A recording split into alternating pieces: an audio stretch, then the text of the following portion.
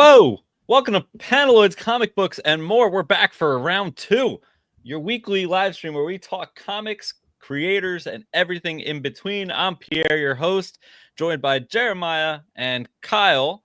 And we have some special, something sweet, something for you. Hitting shops June 25th. News from the Fallout is the latest sci-fi horror miniseries from Image Comics. Tonight, we're joined by its creators, writer Chris Condon, and artist Jeffrey Allen Love. I love it. What's going on, guys? Welcome to the circus. I don't know. What? I'm new. Smooth. Someone did not read what I wrote for them. Nope. Someone took too many energy gummies, and now I'm a little too hyper. Sure. You took the wrong gummies, I think. I'm doing well. Thanks for having us. Awesome. Well, to start things off, could you both introduce yourselves, share a bit about your careers in comics? Whoever wants to go first. Jeff, you go first. Well, I don't have a career in comics, Chris, so this will be real short. That's exactly. I've been, I don't know where to start. I was in a band in my 20s, and then I was going to go to the Joe Kubert School, but my band was signed to a record deal, so I decided to do that for a while. And then I studied under George Pratt, a comic book artist, and apprenticed under an illustrator, did illustration, did science fiction fantasy book covers. I'm the current artist for Conan the Barbarian book covers and things like that. So I still do some illustration, and I've done my own graphic novels, but I really always wanted to walk into a comic book store, especially now that I have children. I wanted my kids to walk into a comic book store with me and pick up a comic off the shelf that I had done. And so I decided to seek out someone whose writing I loved, and that turned out to be Chris, and collaborated on a comic together. And so my first ever sequential art in a comic book store will be News from the Fallout with Chris. That's correct. Direct market. The first direct market. Correct. I don't know the my name is Chris Condon. I am a writer, as you've said already. I write a book called That Texas Blood. I wrote a book in 2023 called The Enfield Gang Massacre. I'm also the current writer on Green Arrow at DC and the writer of Ultimate Wolverine at Marvel. And there's a bunch of other stuff in between, but who's counting? Humble brag. You got to pay the bills. You got to take gigs. So Jeff, I have to ask, what was your band? They were called National Eye. I was out of Philadelphia, and I was never driven to be a good musician, but many of my friends were, and they have gone on to win Grammy Awards and things like that. It was Philadelphia psychedelic music, Kurt Weill, War on Drugs, Dr. Dog, people like that, if anyone knows who very nice. Did you ever play the Union Transfer? I did. I love that venue so much. And I haven't. I was in a band for so many years that I have never gone back to see live music ever since because I'm so sick of venues. The other side of the curtain probably doesn't look as nice. But I don't know why we put this question so early, but I figured I'll ask it now. We get introduced in your book to a beautiful menu, to a beautiful diner. And I was curious, what is your guys' go-to order at Joe's? Because I will always eat huevos rancheros wherever it is. And since that was on the menu, that's what I'm getting. So what are you gentlemen ordering at Joe's? Oh, man. Other than safety. I'd probably go for the hamburger. I'd go for a BLT. I'm pretty simple when it comes to my diner orders. And I also have I have a thing when I go to a diner where if I get a BLT and it's bad, I'm like, not a good diner. Like if you screw up a BLT, that's can't go back. That's my wife with a turkey club. Same situation. There you go. Yeah, I'm a Southern guy, so biscuits and gravy probably be what I'd go for. Good choice. I gotta ask a little bit about that menu though. So whose idea was it to throw that in? And where was I don't even is it so? I don't know. It's fun to just see that menu in there. In That Texas Blood, we started. So I always enjoyed back matter as supplemental material in general, especially stuff that was part of the world. It helped build out the world and help build out characters and things like that, environments. So when it came time to do that Texas Blood, one of the things I talked to Jacob Phillips about was my interest in doing back matter. And in the first volume, we did this short story that this character had written, the main character of that story arc, Randy. And so that was cut up and put throughout the 6 issues. And then in volume 2, we kind of did a different angle on that and kind of did all these supplemental sort of detective pieces. And yeah, it's just something to, it's fun to kind of live in that world just for a couple seconds more and not in in the panels. It kind of makes it feel a little bit more real, a little bit more lived in. It expands that universe for you, the reader. And that was really the reason for doing it. And then we just today we launched on the interwebs a website, which is also supplemental material. It's www.newsfromthefallout.com. But it both gives you information for the comic book, but it's also an in-universe engine. So it's like a viral engine, because I grew up loving this stuff. Like when J.J. Abrams would do like a film like Super 8, he had a thing called Rocket Puppeteers, and when Cloverfield was coming out, they had the way that they did that. There was this whole universe that what was it, Slush Show, I think was the one. And then just being obsessed with Alan Moore growing up, and obviously he used back matter so brilliantly in Watchmen. So that was always kind of my thinking, and doing this website kind of helped us to push that a little bit further. But yeah, it's something I like to do. I'm doing it in Ultimate Wolverine as well. I just like to build out the world a little bit more. Are we getting Joe's mugs? Because I want to. I mean, if the book sells, sure. The thing is, Jake and I have, we had shirts forever that were Joe Bob, our main character from that Texas Blood, staring down at a well, and then at the bottom of that picture it just says "well," period. And we had those shirts for years because nobody was buying them. We would always ask, like, is there anybody interested? And people would always say yes, and then they would never buy one. So I guess if we actually have sales, like we're before FOC right now, so we actually have no idea how we're going to do. I feel pretty strongly that we're going to do well, but have no idea how we're going to do. So maybe we'll see. The only thing my wife would approve of me buying would be a mug. It's the only thing she collects. Like, I collect too much fucking shit, but she collects mugs. We have a $5,000 mug option. Yeah, there you go. Available. Yeah, then we will do mugs. I love it. I do got to say, your back matter from Ultimate Wolverine, and that's kind of why I want to comment on that, because I saw it in Ultimate Wolverine too. Yeah. I love it. So you're doing a great job with they adding it in data there. pages there though. Yeah, they do. I love it, dude. Matter. I love everything about it. And normally I skip those pages, for the record.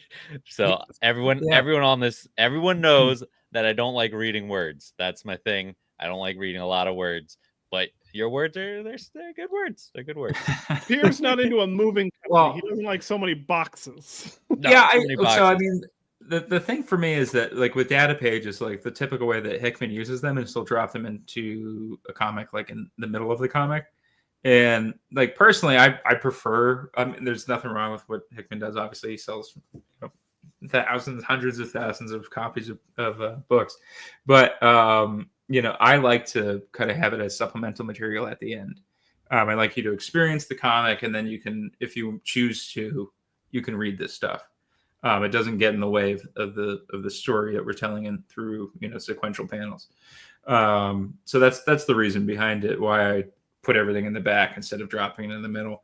And yeah, like I said, I mean, I just like to, for example, in like the latest issue of Wolverine, it's the Sabretooth issue. And one of the pieces of back matter is it's a guard from a prison talking to some superior officer and basically relaying, like, these people broke into this prison, and I think that they knew that we were going to arrest them and bring them to this prison, and it's almost like they wanted us to capture them. and that kind of stuff like builds out characters, because obviously like these are different characters than 616.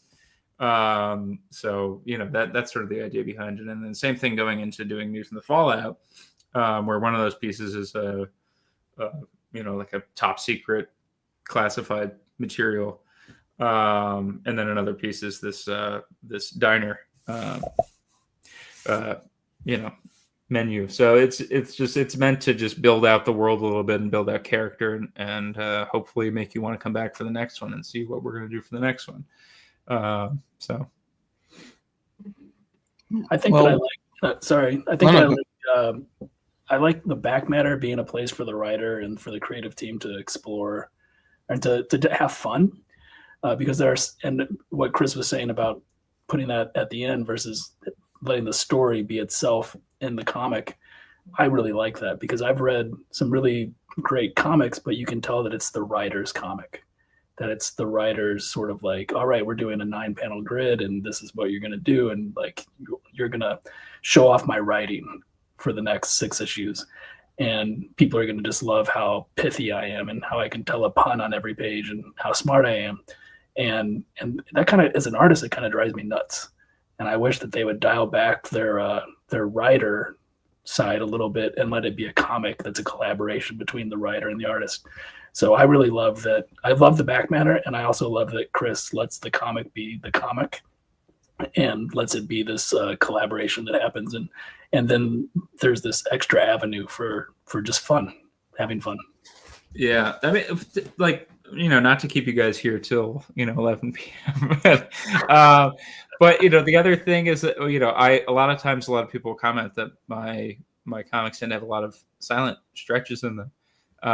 And that's on purpose. It's not that I'm being lazy. I often hear people say that there's not enough writing, which is not true. Because I wrote everything that you're seeing, and then it goes to the artist, and the artist interprets it, and they bring it to life and embellish and change things when they need to. But the reason I like to do silent pieces is because I'm a writer, right? So I mean, like I like to write. I do these back matter pieces. I get to I was gonna say blow my load. I was like, I'm not sure if that's like appropriate, but I like to. You are in the right place to say that. Just saying. Well, okay. No, I like to be able to do a little bit of expanding on my thoughts and do a little bit of writing and all that. But in the comic, I don't want to overload this beautiful artwork with captions or dialogue balloons. Like it to me, that is, I mean, if I did that, I feel like I would, like I personally, like if I was doing that, I would feel like there was a weakness for me, because to me, like if I can tell a story visually, that's great. That means that I'm doing my job well, because then, because if I don't need to have words on that panel, like we're good. And some people don't like that because they feel like they read it too fast. I'm like, well, you can read it again. But that's, it's on purpose. This is, it's just how I like to do it. And like, frankly, that's how the comics that I like to read. I mean, Mike Mignola's comics, for one, Hellboy comics, I read through them really quickly. But they also are beautiful books that I go back to time and time again.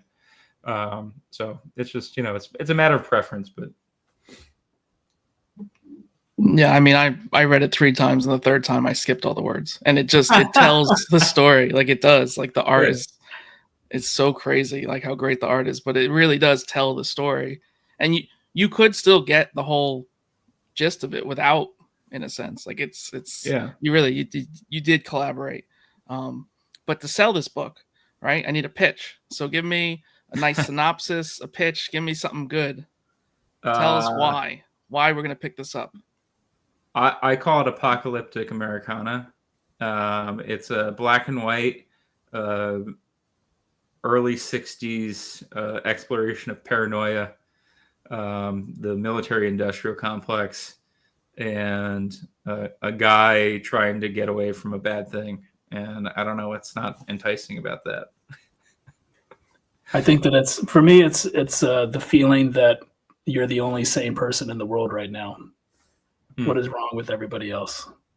Is no one listening? Are you not hearing what I'm saying? Are you all nuts? And I think that while it's a very genre and sort of backwards inspired in terms of the era, it is also a very modern story that has a lot of things that are happening in our current world that could be. I'm not a theme person. I think theme often is after the fact, and it's also left to the reader. But I think that there's a lot about the modern day that can be seen in this story too. Yeah. No, I completely agree. I actually love hearing from readers and finding that they interpreted something that I did not intend at all. And it speaks to how, personal comics are, where people can read them and, get something personal out of it, and interpret it in a completely different way than the writer intended or the artist intended. And that's a really cool thing for me. And yeah, I agree with you. I don't go into things like this is thematically, it's all, it's supposed to be this or that or the other. At the end of the day, I just kind of like, the reason I wanted to do this story in the first place was that it was like, I love those kinds of films. Night of the Living Dead. I love Twilight Zone. I love The Outer Limits. I love black and white.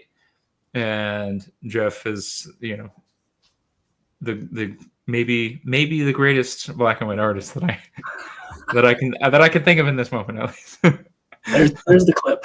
Let's go with that. You got to include the ending. You got it.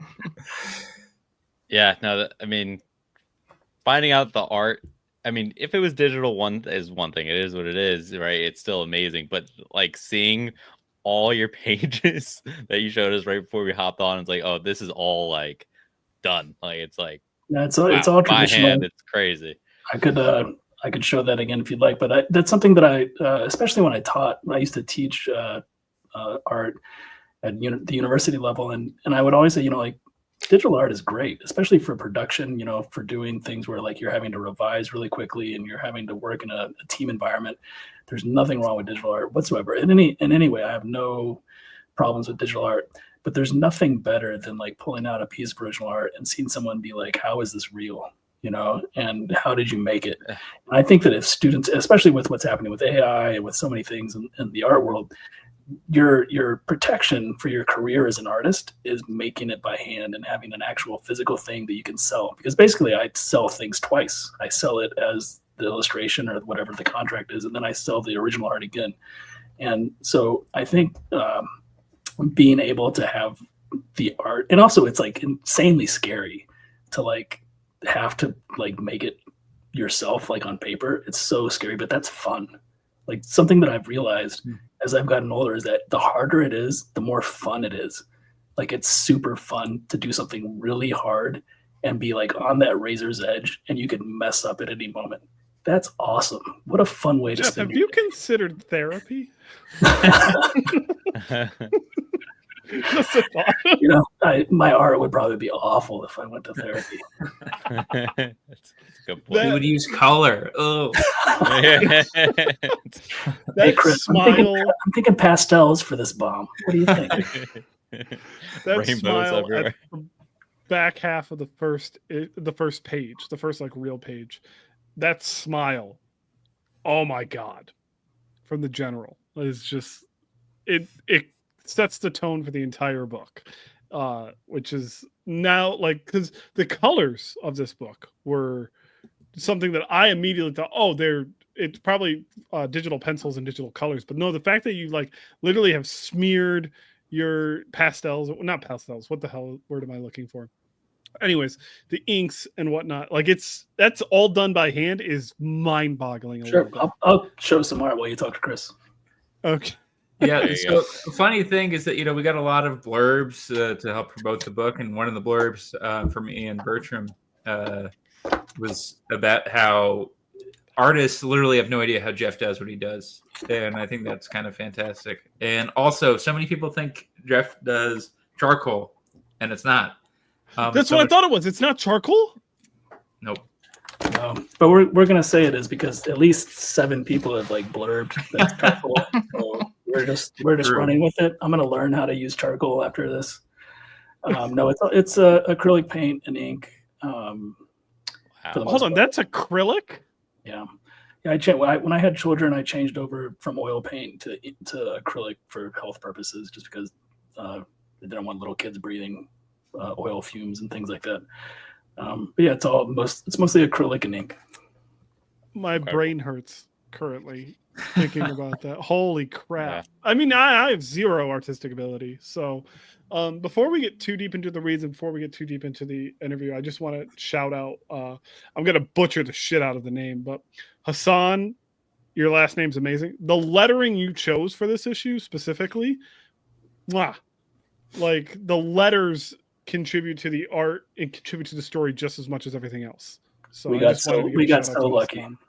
Yeah, we got really lucky with that.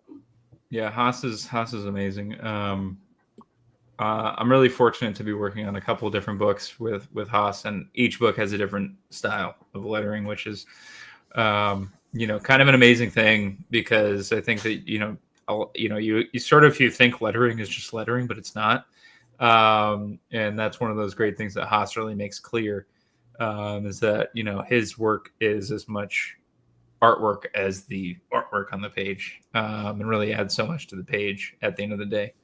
But yeah, Hassan Otsman Elham, he's fantastic. We really need to get him on here, because the amount of times we brought him up in other interviews, like we just keep shouting him out and that's it. Like we need to just have a whole hour just for him of everything he's lettered. Yeah, I don't know if there's another letterer in comics right now. Every book. He does a lot, yeah. Every book. I mean, he's actually dropping off of Green Arrow because he's so busy. Right. So he's dropping off of Green Arrow because he's too busy. But he's doing News from the Fallout, and he's doing another book that I can't talk about right now. And then we are talking about possibly bringing him on board for Texas Blood. So we'll see. But he brought a lot to Green Arrow, but I totally get it. He's just like, I pick up a book and chances are his name is on the cover. So who are you writing a book for? Huh? Don't start trying to get spoilers and what company is news. It's for DC Comics. Okay. You will have no idea what it is. I think I've heard of them. All right, so let's get back to what we're here for. News from the Fallout mixes sci-fi, horror, and historical elements.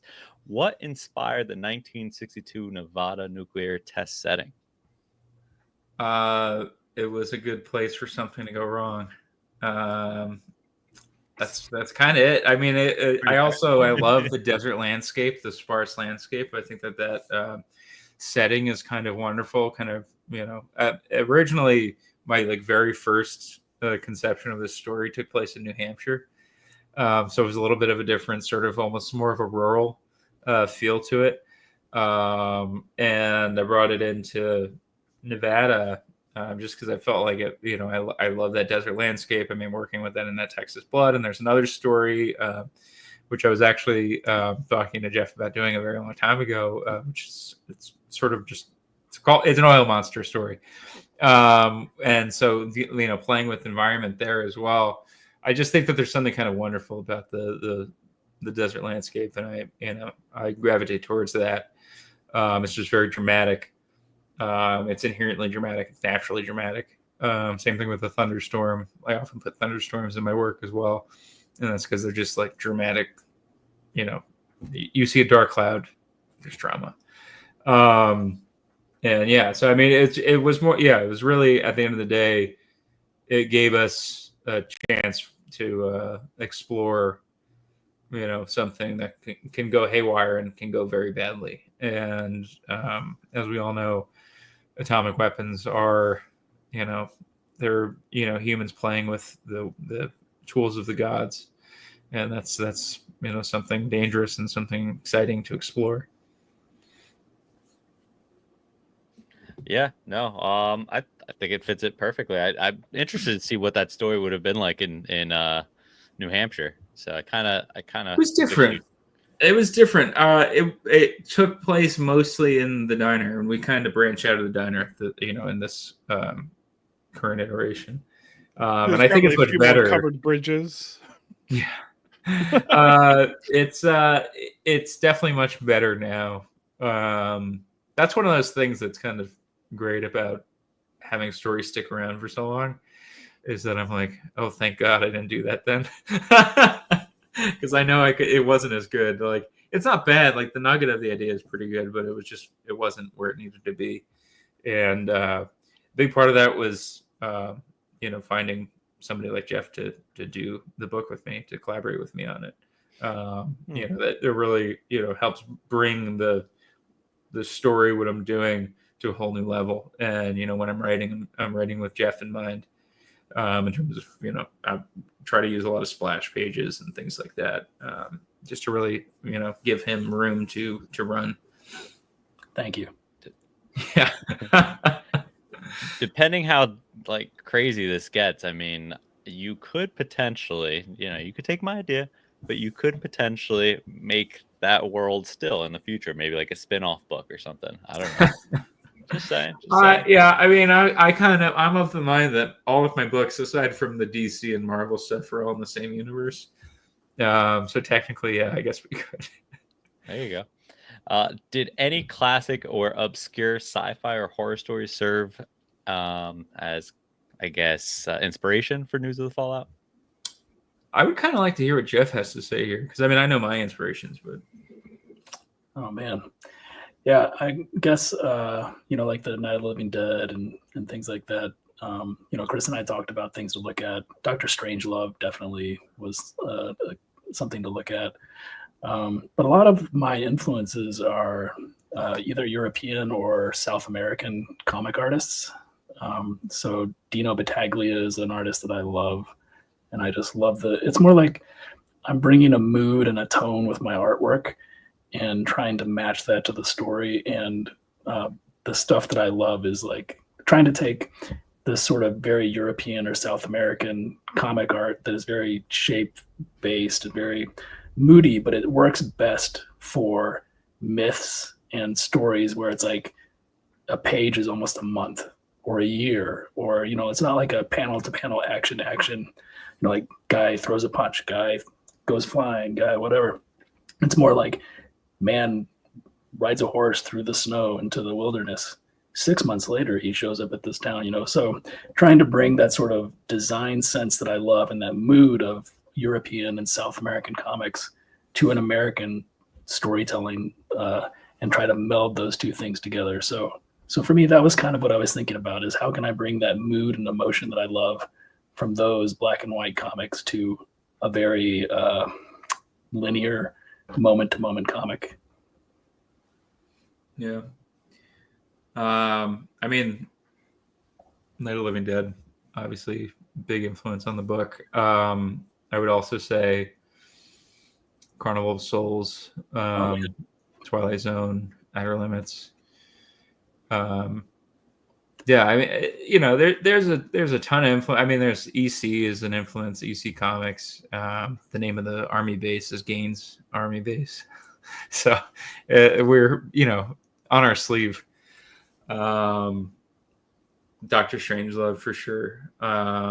A lot of the great, black and white. Invasion of the Body Snatchers is another one. That was a big influence, and just, capturing that tone, the atmosphere, the paranoia, that sense of doom.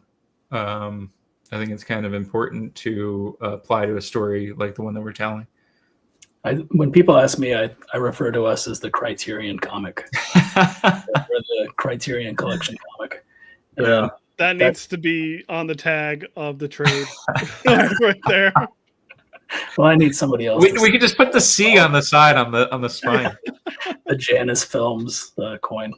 But yeah, I think that there's a room in comics and in all stories for a wide range of stories, and I think that within American comics, there's an audience for a wide range of things, and so I think that the way that I think of us is that we're the Criterion comic for the current year. Yeah. One of my favorite bad reviews I've ever seen was for Ultimate Wolverine issue 4, which is a comic that I love. I'm really proud of that book. And one of the bad reviews said, "It it's like an art film. And I was like, yeah, that was kind of the idea, was to do something different with a Marvel comic. Not Was 4 where it was just art, right? It was basically it was like just the bear and the wolf fighting for 13 the Bear and the pages. Wolf, right? Yeah. I loved it. I loved Thank that you. book. Thank Yeah. you. Oh my did god! it I on think I sent purpose. Kyle pictures of that book. I Yeah. knew it was a risk, and it certainly was divisive, but I'm proud of it. I think it was really, it was everything I wanted it to be, and I thought Alessandro did a fantastic job on it. So, Yeah. I remember back when Ed Piskor was alive, R.I.P. He got a bad review of X-Men Grand Design, and someone said it's like R. Crumb did X-Men, and he was so happy that someone said what he was that. doing. Yeah, that's exactly. That's exactly what he was doing. Now, Chris, we met at Ithacon, which isn't far from me. I don't know how far you traveled, but I currently live in Binghamton, which is the hometown of Rod Serling.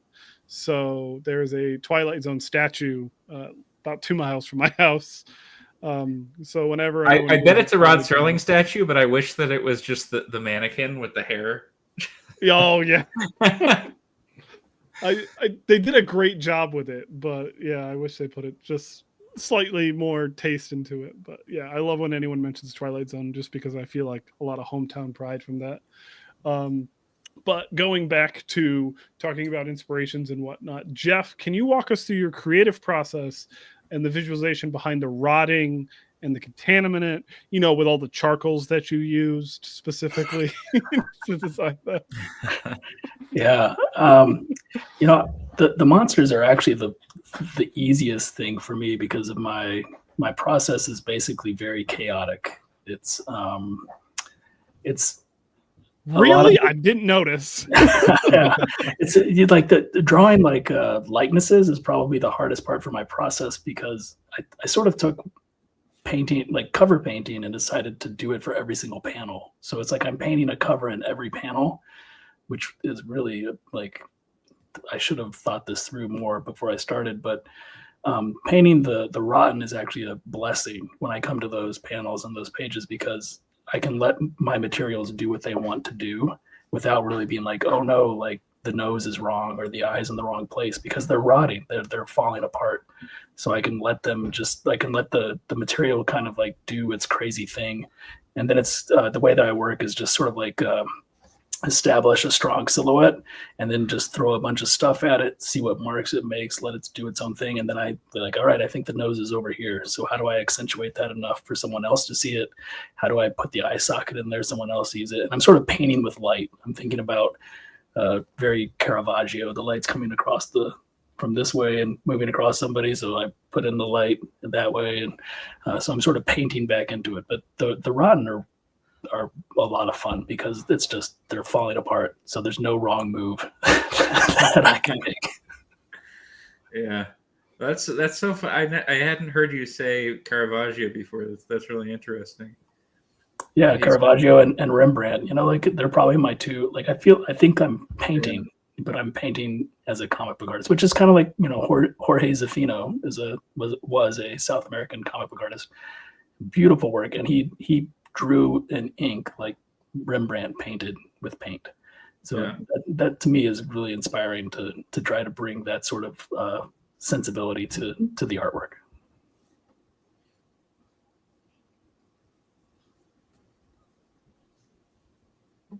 Hey guys.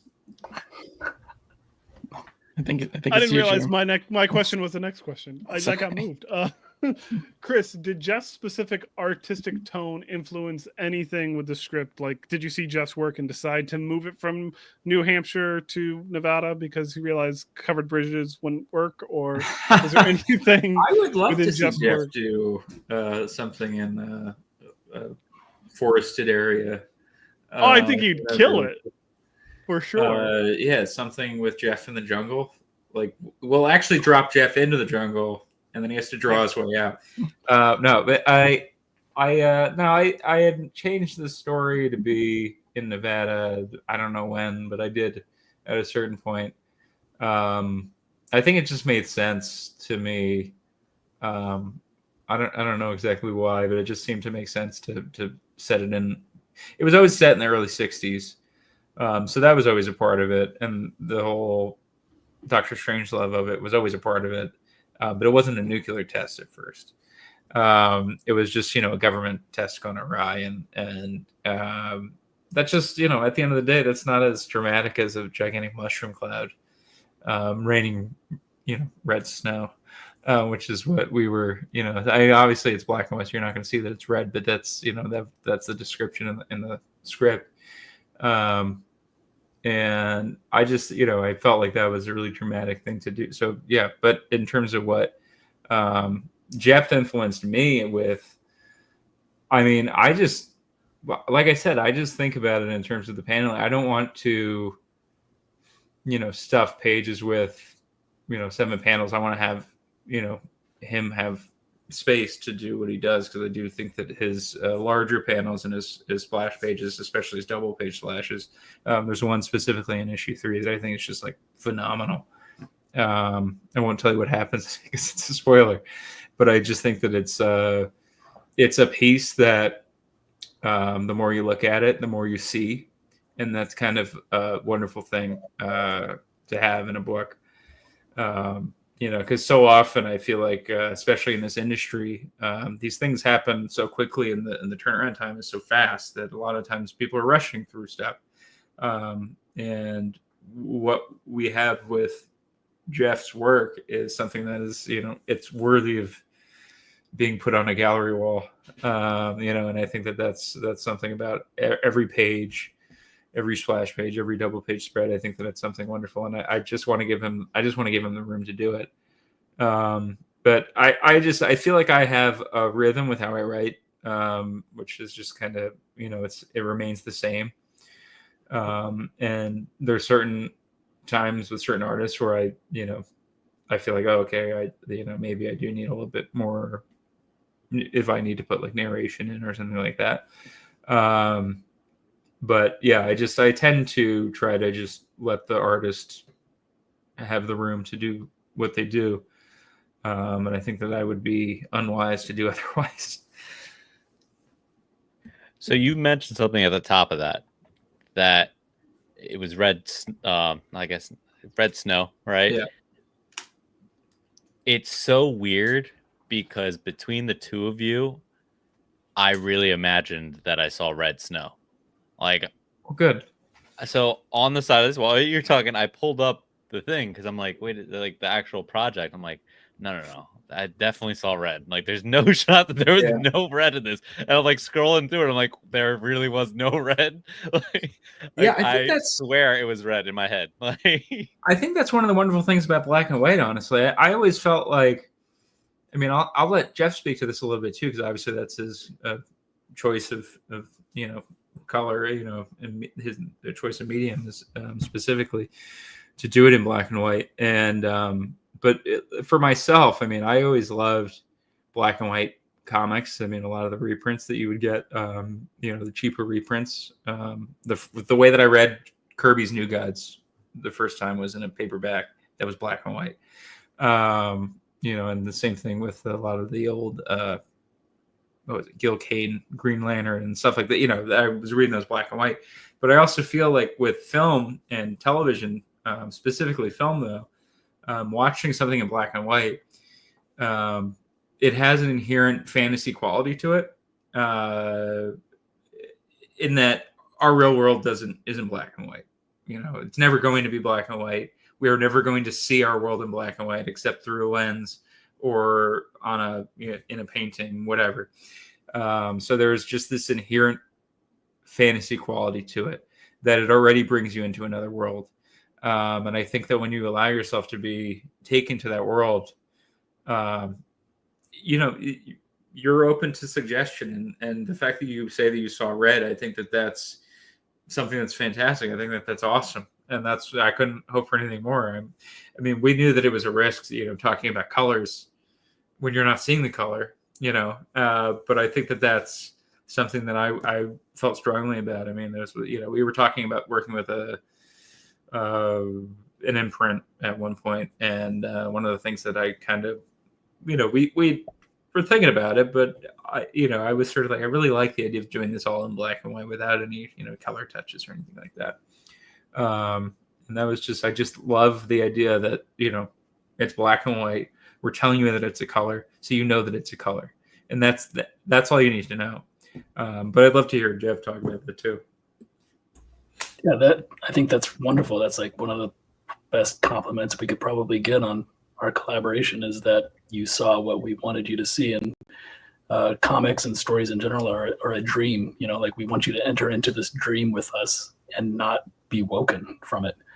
And to have the image, which is mine, and the words, which are Chris's, combine to give you the dream we hoped you had. There's like, that just makes me think of, as a kid, how I could just like lose myself in a comic for hours.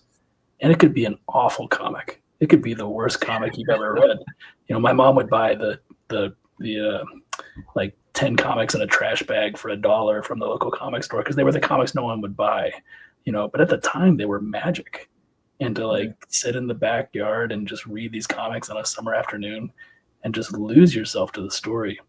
And like, how wonderful is that this image and these words made you see something that wasn't there.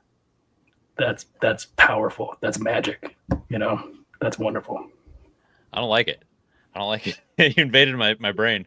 Me I'm too. still scrolling up and down. I'm still convinced that there was red in here. I swear there was red in this book. It's incredible. It really is. Without spoiling too much, can you tease what kind of journey Otis is about to go on, mentally, physically, or morally? Yeah, I mean, he's put to the test for sure. He finds himself the stranger in a strange place, and I that's a really interesting place to put a character, and I think that's part of it. And at a certain level, he has to take a leadership role. And I think that's also an interesting place to put this character, who in his occupation and what he does, he's a private, which means that he's an underling. And then now he's placed in this position where he's the one in charge. And I think that's really interesting. So that's what I'll say on that. So, Jeff, News from the Fallout is quite different from Conan or Demon Tree or anything like that. What aspects of this series did you enjoy exploring that you haven't been able to explore in your previous work? I loved working from someone writing something I wouldn't write for myself. And that was really what I wanted, is to push myself as an artist to not write. Because if it was up to me, it would be, a Mobius. There's an empty wasteland with one character walking through it. It's a single line of a horizon. He walks. It says something there. So I think that having someone push me, and it's storytelling wise, to figure out how to bring what I do already, but bring it to where a reader can read the story and the story makes sense. The storytelling is clear, but it still has what I want to do in it. And that was really hard. And I've said this before in a couple of earlier interviews, that Chris was really my therapist for the first issue, where I just did not know what to do. And I was struggling and wondering what situation I put myself into. But that was great also, because that's sort of, like a right, like you're putting yourself through the fire and hopefully coming out of it, having learned something and becoming better. And, I'm almost 50. I could have spent the rest of my life painting book covers and retiring, just having fun. I've got kids. It would have been really easy to just not be like, all right, I'm going to I'm old. I'm an old dad. I'm tired all the time. I've got way too much work, but I'm going to do the hardest job you could possibly do, which is comics. Comics are so hard. They are ridiculously hard. They're so much work. And I have so much, I've always had great respect and love for comic artists and people who make comics. But after this experience, my admiration knows no bounds. They are just the master craftsmen of art. They just are the best. And this is just such an amazing art form. And I love it now. And I'm going to keep doing it, because I made it through the fire, and I'm just going to keep going. Sounds like you're gonna write a musical after this. That's the only thing I can think that's harder than comics is a musical.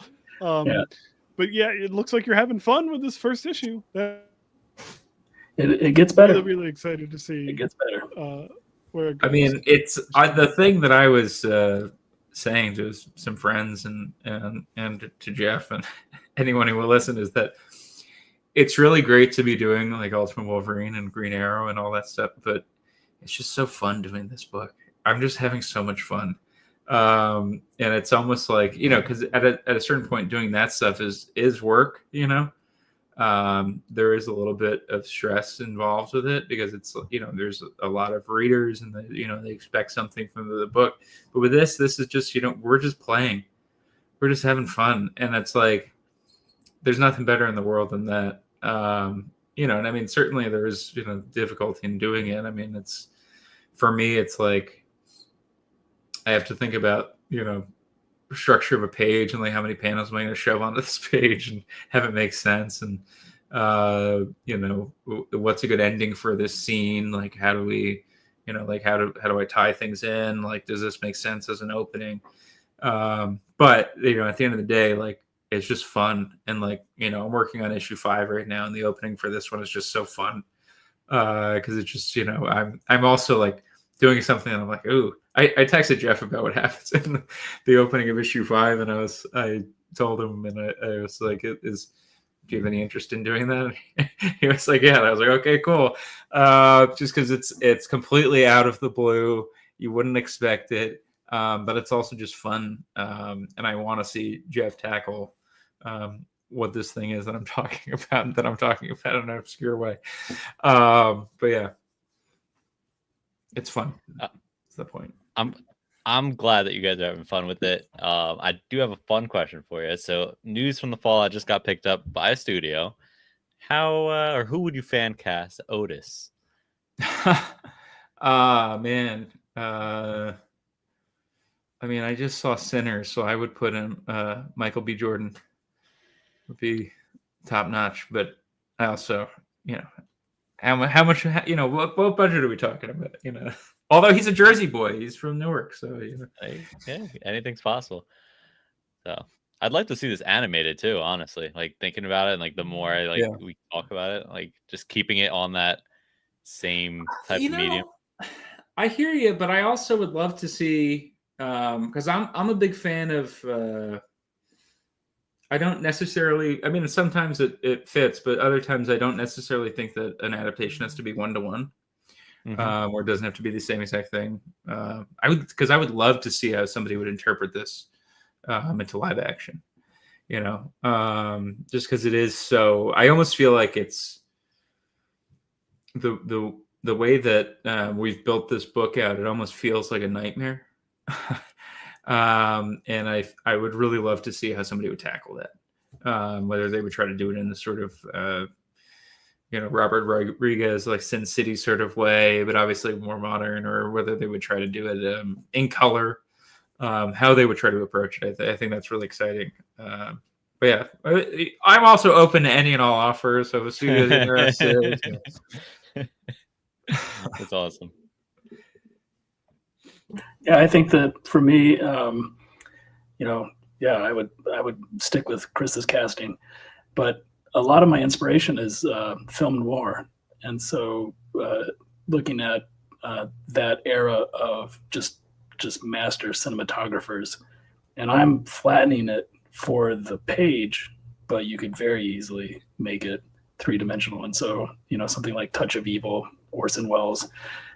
That would be, sort of my touchstone, something I would say to look at. But the joy of doing something creative is if you find a creative partner that you trust, you just give it to them and say, run with it and do what you think is right. And so the comic is its own thing, and a TV show or movie or animated, whatever, would be its own thing. And that's what's fun, is that it doesn't have to be a 1-to-1 sort of replication. It can be its own thing and can find. I mean, look at how amazing the Fargo TV series is versus the Fargo movie. Like what a great way to take something that seemed like could not be bettered, and make it better and make it different every season.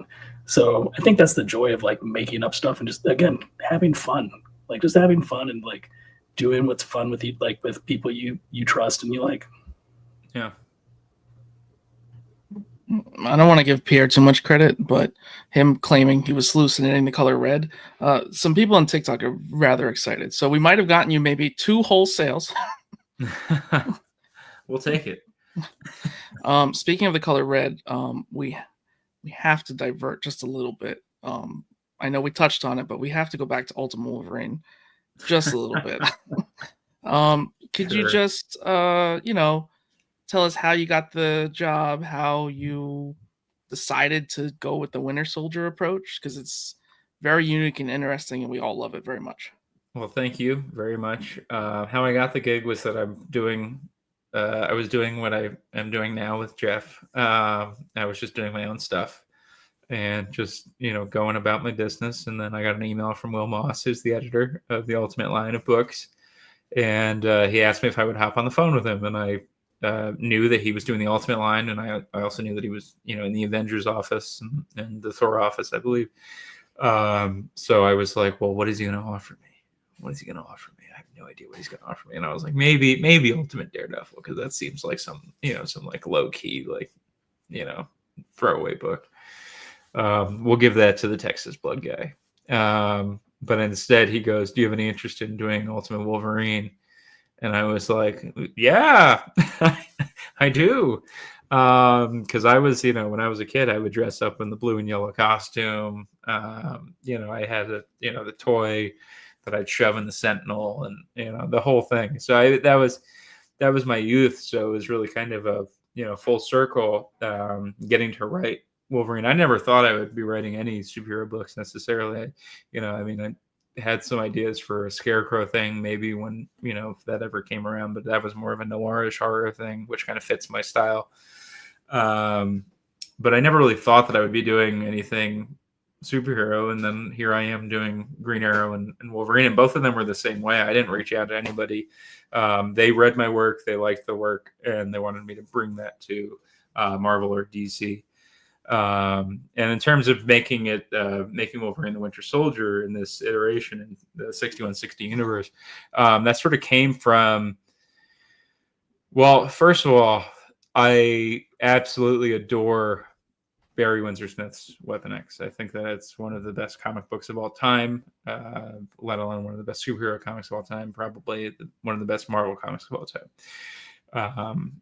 There's very few books that I would put up there with that. And so I knew right then and there, I was like, well, I would love to do a spin on Weapon X. Would really love to do that. But how do you do that? And Will had floated the idea of maybe doing something in the Eurasian Republic, because we've got Colossus Magic and Omega Red there. And so it was kind of the idea was maybe we could do something with the mutants. And well, you put 2 and 2 together, you get 4. And in this case, I was thinking, well, if we have Weapon X and we have Russia, you do the Winter Soldier program. And so that just kind of, that's how it came about. I feel like a lot of people are like, they really love it. They want like this like huge explanation. It's really like, it was basic math to me. Just on the phone with Will Moss. It was right on that first phone call, kind of, floated this idea of doing Weapon X, doing Winter Soldier, and then kind of putting a pin in that and being like, well, let me see if I can come up with something better though. And then I couldn't come up with anything else. So that was just the idea. I love it. I love it so much. Thank you. Yeah, it's a fun book. I'm really having a good time doing it, and I'm getting to do what I want to do, and that's the best thing I can say about it. It's exactly what I want it to be. It's not anything different, and I'm really fortunate to be working with great artists on it. Alex Lenz and Alessandro Capuccio. And I know that some people were sort of leery about Alex coming on board because, it's a fill-in artist, but no, Alex is absolutely bringing his A game, and he's phenomenal. And issues 5 and 6 are, top notch. I'm going to mention this because I know Jeremiah wants to really bad, but you called Daredevil a throwaway character and it broke his heart. Really? No. In terms of the Ultimate Universe, so like in the original Ultimate Universe, there was the 4-part or whatever Ultimate Daredevil Elektra, if you remember. It was a 3-part. 3-part. Garbage. It was short, and so that's what I mean. So terrible. But like in terms of the Ultimate Universe, like nobody's thinking like, oh, this is going to be one of our title characters. We're going to give Daredevil. I was thinking that they would maybe do something like that. But no, Daredevil is one of my favorite characters, so I would absolutely love. I'm really fortunate to have been able to write.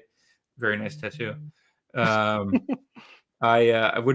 been fortunate to write Elektra in Venom War tie-in, but I got to do some. I really studied how Frank Miller wrote Elektra, and so I really wanted to do right by her.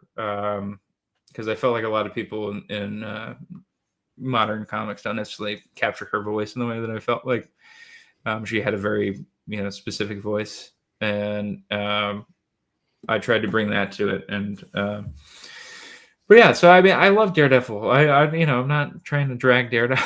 Listen to him backpedal so hard. Right, but I do think that if you're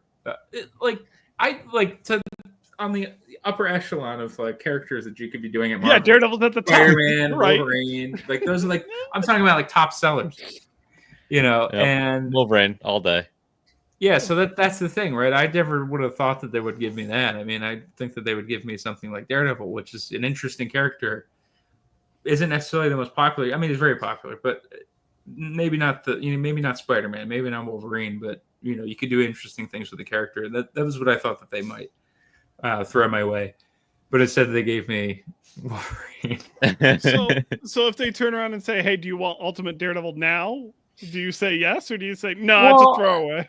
I mean, I don't know what I would do with him in the 6160 universe, but I would I know absolutely exactly what I would do with him. Let's talk. Well, I have an idea for a 616 Daredevil story, and I mean, I don't think that they would ever let me do it because it would have to be like Marvel Knights, but like X-rated in a bag. No Marvel kids Knights can't read is it. coming back. They're starting to do Red Band stuff. I mean, we'll talk later. I mean, to be honest with you, like Wolverine, Ultimate Wolverine is like pretty like it's. I'm gonna say it. I hope Marvel doesn't listen to this, but it's like a mature book, but they slap a teen rating on it, and I'm like, I don't know how you guys are getting away with selling this to teens, but okay. The code is gone. The code is gone. But I don't know how far they would go with certain things. I know that they're very, both DC and Marvel, they're very touchy with bringing up religion, and that's a thing that I would want to work with Daredevil. But I feel like you too could actually work on a Daredevil book and do something very interesting. Yeah, well, I actually originally I tried to get your Jeff lips to Marvel or DC's ears. I say. I tried to get Jeff onto Ultimate Wolverine. I could see it. I was gonna say. I tried. There was some interest, but they never followed up on it, and it is what it is. It's just I think that hopefully after News from the Fallout comes out, they see what Jeff can do. They hopefully they come around. But the idea was to do, because I knew that they wanted to use Alessandro Cappuccio.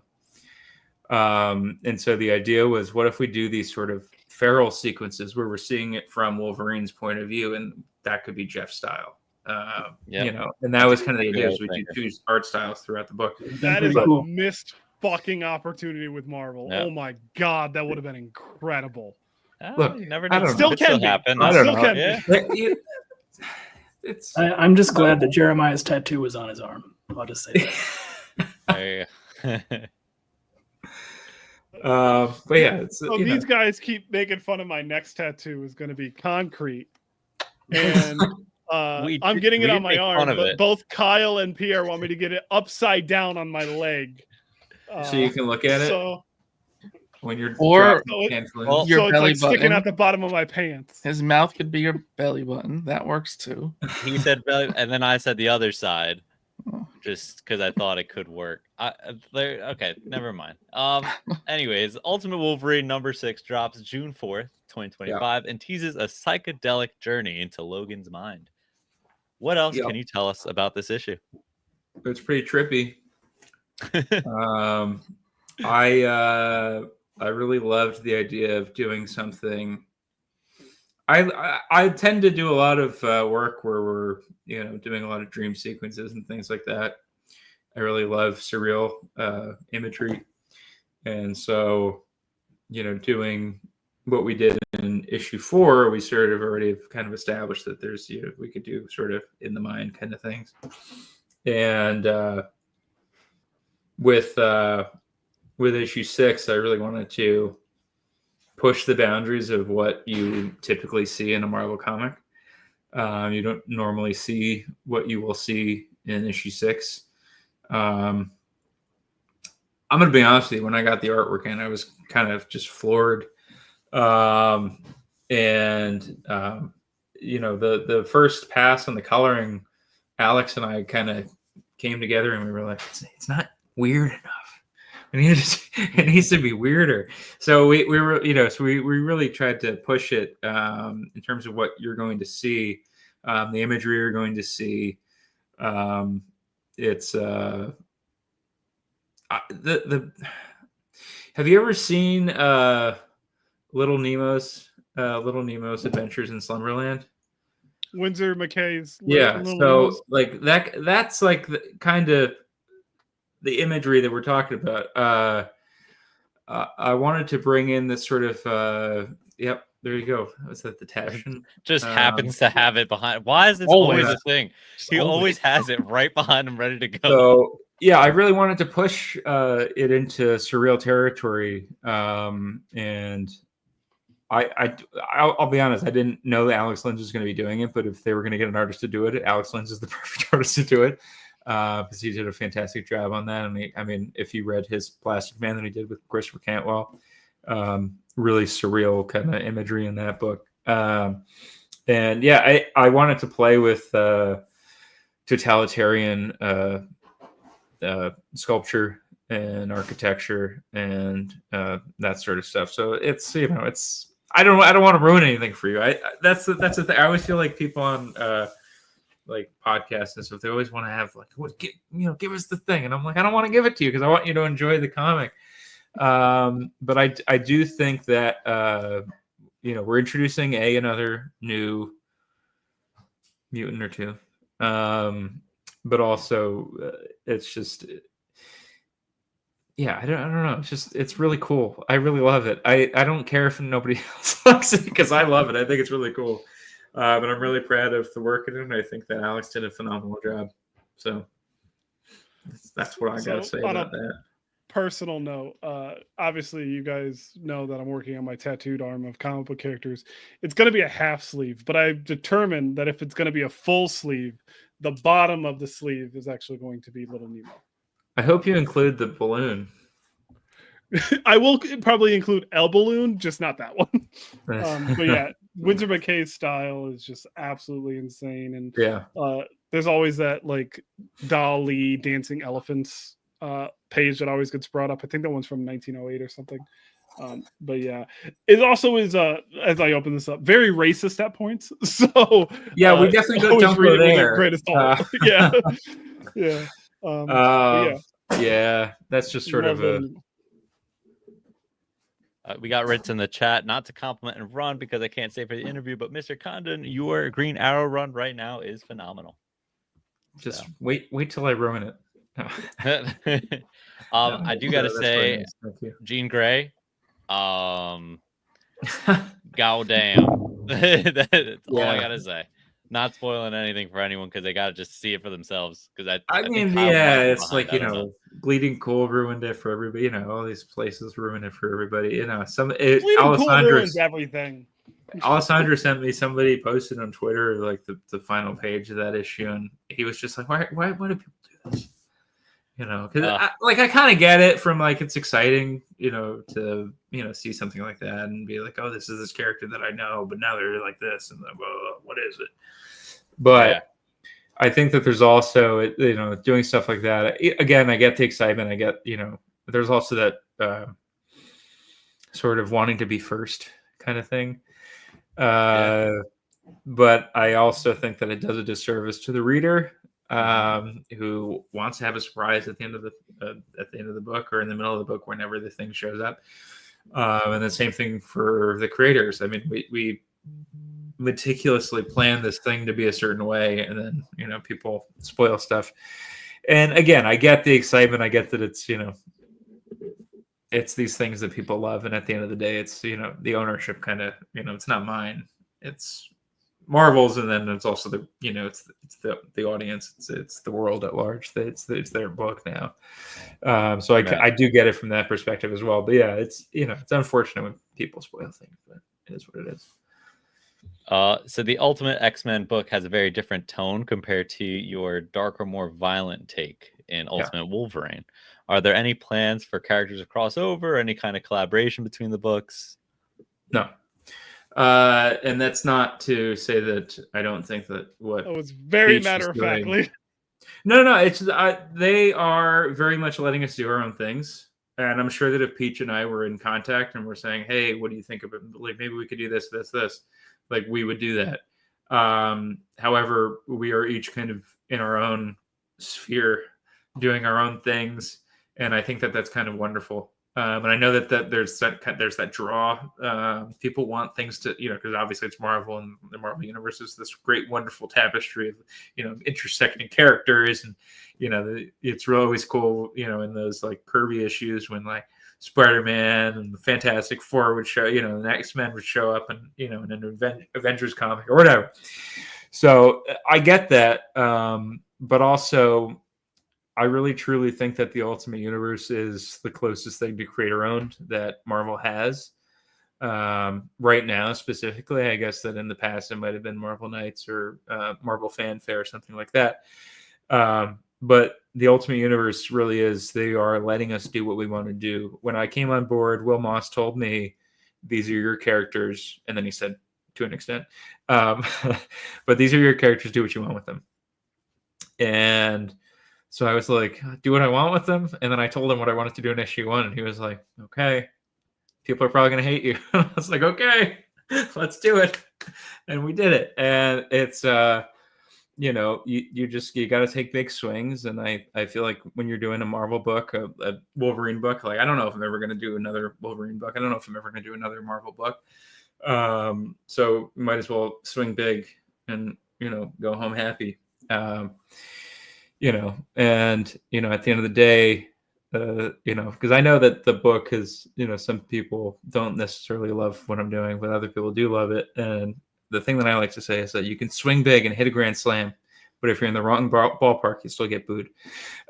So with that, it really is, it's very much exactly what we want to be doing. And, if that was part of the plan, like if they were, if they kind of put us in a room, almost like, story editors with a TV show, we could have done that, but this was, it's very much, they just kind of let everybody do what they want to do, which I think is kind of wonderful. I think Peach is doing an awesome book, a completely unique book.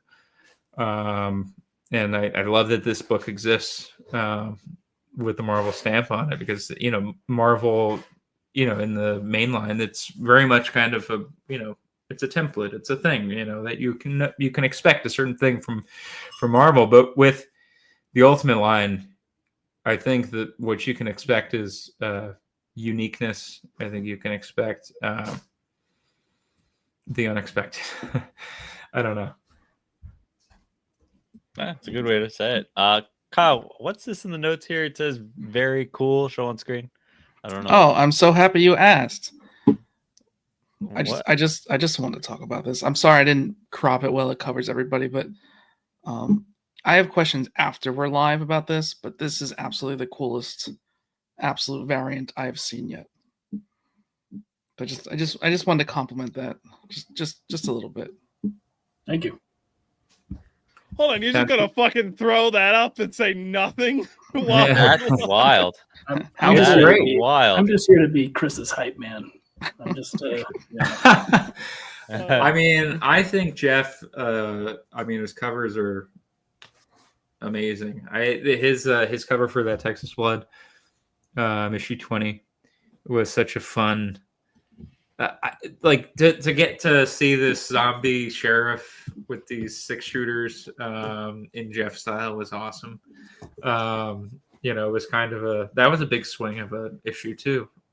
Two Gun Common, who was named a friend of mine, was like, we should do this thing called Two Gun Common. And I was like, well, who's his villain going to be? Well, it's got to be White Slurp. And then, you give something like that to Jeff, and Jeff just like makes it feel it makes it feel awesome. He like makes it feel like it's like it actually exists in the world, like it should exist, instead of just being the silly throwaway one shot. It's the cover artist's job. Make it seem awesome. Right. Yeah. I pull it up and that is true. It's just incredible knowing like the medium you're using, and then like I'm looking at it, and it like for everyone that doesn't look at it, pull it up. I mean, it looks like a photo. Like it looks real. It's crazy. Probably have it over here somewhere. It's so crazy how like Yeah. I just don't understand. Like That's a good one. It pulls you into those even like the art in this book. Like it's like I said, I mean, it pulled me in, and I'm seeing red. I'm seeing colors that weren't even there. I don't even like it's. Yeah, there you go. Wow. Incredible. Like it looks like a shot that would have happened back. Like you found this photo and like you were breaking down walls in your house, and you found it in a little higher, Jeff. A little higher. I want to show you I'm gonna tease something that hasn't come out yet. Oh, here we go. Oh yeah. Move over to that one. Oh my god. Yeah. So it's right. not sold. I I'm don't gonna think it's for sale yet. No, it's probably the only variant that hasn't been put up for sale yet by my rep. But I'm holding on to it. It's a special. It means something to me that Damn. that I got to do it. Sorry. Yeah, that's Get why it. Damn it. prints are a thing. That's why prints are a thing. Yeah. We've done a lot of these interviews, and I've grown to really hate this question, especially when we have a writer and an artist, because it's like, tell us about your upcoming projects, and the writer can go on for 20 minutes, and the artist is like, yeah, I'm just doing this for a little while. So That's funny. with that being said, what other projects would you guys like to mention? Jeff, do you have any other covers coming out that we need to be on the lookout for? It's weird. Like covers, you do them, and then it's like, who knows when they're going to come out? So like the one I just kind of glanced at, I did that 9 months ago. I don't know what's coming out. But I had a new book come out called The Last Battle of the Underworld. I have 2 new expanded editions of old books called Notes from the Shadowed City and The Thousand Demon Tree, that has sort of behind the scenes things where I talk about how I make my work, the inspiration for it, things like that. I'm working on issue 4 of News from the Fallout. I'm also writing I don't know what final form it will take, but I'm writing an outlaw country serial killer story. So that'll be a lot of fun. And hopefully, Chris and I have started talking about the future after News from the Fallout, and I think we have something maybe on the horizon. So the things are rosy in the future. Yeah, definitely rosy. I'm absolutely loving the collaboration with Jeff, and I want it to continue. So we'll see what happens. The story that we're talking about would be really fun to do, and I think his style that we were talking about, which is actually we were talking about kind of switching up his style a little bit, which would be really fun too. But books that are coming out, I have a book called The Goddamn Tragedy, which is out from Oni Press at the end of this month. Green Arrow issue 24 is out at the end of this month. And that's kind of the capstone of this last arc, the Freshwater Kills arc. Kind of wraps things up. And I think it came out phenomenal. It's just like, it's really good. Haas, did an amazing job. Montes did an amazing job. Adriana Lucas did an amazing job, and I'm just lucky to be along for the ride. And then what else? what else? News from the Fallout. News from the Fallout is the biggest thing for me right now. I'm really, I think you could tell that I'm having a good time doing it because we're doing the website and we're doing all, it really is just And a there's joy going to to be do it. mugs, I heard. So yeah, there's going to be mugs. There's going to be we're going to open a diner. There you go. And where can everyone follow you guys for more information on all your projects? I am only on Blue Sky, so you can find me on Blue Sky at Christoph Condon. It's Christopher without the ER. Condon, Condon. And then I'm also on Patreon. I share a Patreon with Jacob Phillips. It's patreon.com/CondonPhillips. And we post newsletters, post the website. I actually posted early there. Give our Patreon subscribers almost like a beta testing sort of early look at what the website was going to be and get feedback from them. And then also process stuff. Jake posts process. I'll post scripts, things like that. And then we also do things where, I'll send like a letter out to people once a month. And then a postcard also. Jake does a postcard. I'll send out a letter, and it's a whole thing. And I'll just mention real quick, Michael Tivey is the designer for News from the Fallout, and he's also the one of the designers along with Chris for the website. So he's also been an integral part of the team as well as Haas. Yeah. And I'm pretty much only on Instagram, Jeffrey Allen Love. So we've got the two of the major social media platforms covered between the two of us, right? Yeah. I just to highlight Mike again, I think that I'm technically there, like I'm like helping him, like like thinking like, oh, would this be cool, and like I'll write the things out, but he's really the one putting everything together. So I mean, the website is really him. I was just kind of there to kind of lead him in certain directions, and yeah, he's doing a phenomenal job, and I'm glad to see him getting the recognition that he deserves for designing the back matter. He had designed some back matter for us in That Texas Blood. And the Enfield Gang Massacre, and just a couple pieces though. And then this is the first time that we're really doing something fully together. And Mike and I have known each other since preschool. When in our first play date, I hit him in the eye with a lightsaber. So that's how you make a true friendship. And we created comics together growing up, and so it's kind of amazing to be here now and see his name with mine with Image Comics as the as the label. So it's kind of hard to put into words, but it's amazing. It's crazy. I guess News from the Fallout release date and final thoughts. Final thoughts. People should buy it. I think it's good. I think that people should, if people want a book that's unlike any other book on the stands, I think that they should pick up News from the Fallout, because I really think that it is a unique book. I don't think it looks like anything else out there. I think that the style of storytelling is unique. I don't think that there's anything like it, and I think that we should want new, different, unique. And I think that for someone like me, I find myself, if I'm watching or someone's telling me I need to watch a TV show and it's like 100 hours, and I'm like, I just don't have the life in me to do this. This is a self-contained story.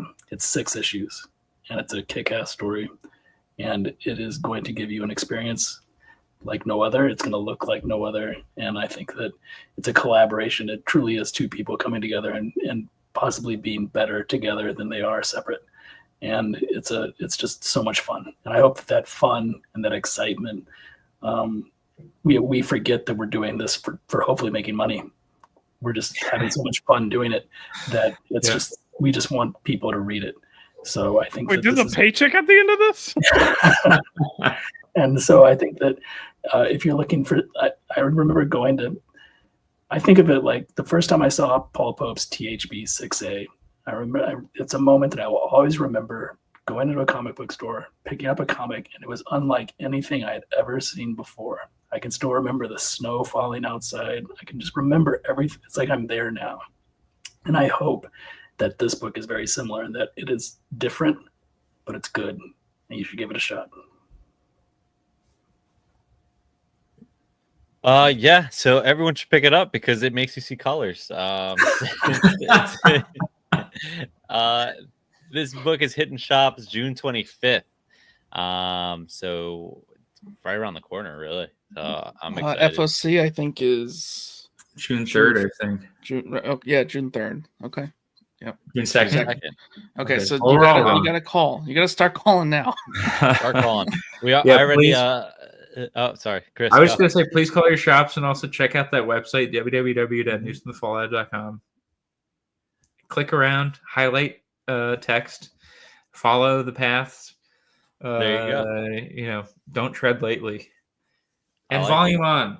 There's really cool like audio stuff. So okay, that's very interesting. So that's exciting. I'll probably be hitting that website very soon.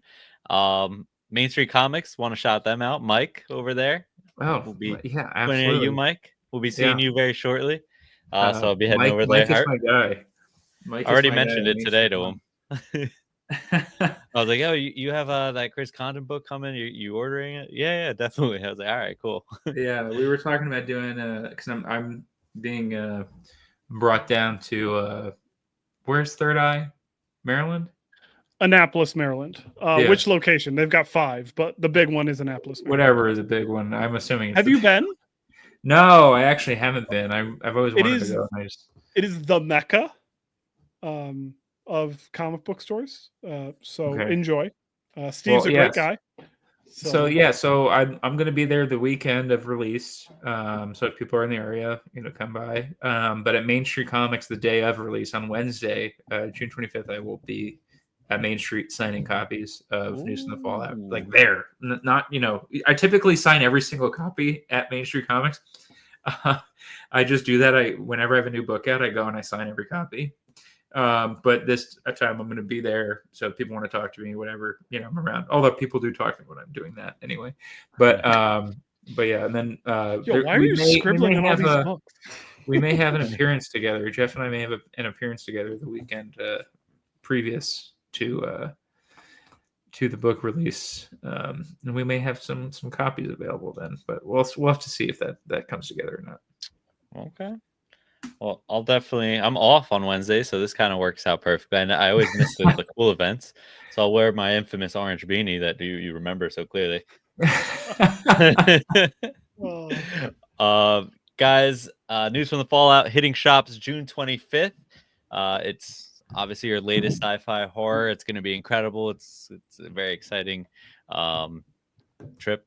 I keep calling it a trip because I stand by it's all right. But anyway, I feel like it's a trip. I feel like you're right. Yeah, that's absolutely correct. It's a trip. Yeah.